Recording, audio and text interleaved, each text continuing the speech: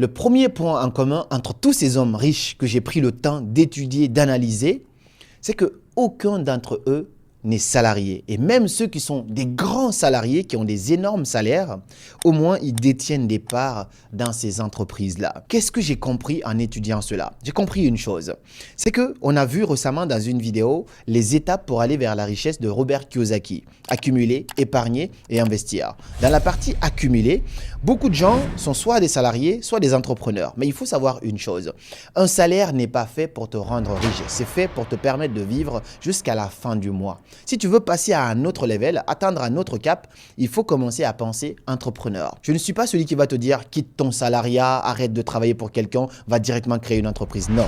Ça se fait étape par étape. Mais peu importe où tu es aujourd'hui, tu peux commencer à réfléchir quel est le talent que j'ai, quelle est la compétence que j'ai ou quels sont les domaines qui me passionnent. Tu commences à mettre quelque chose en place à travers cela. C'est ce que j'ai fait. J'étais étudiant, j'ai mis mon business en place. Quand j'ai fini des études avec mes jobs à côté, j'avais mon petit business qui tournait.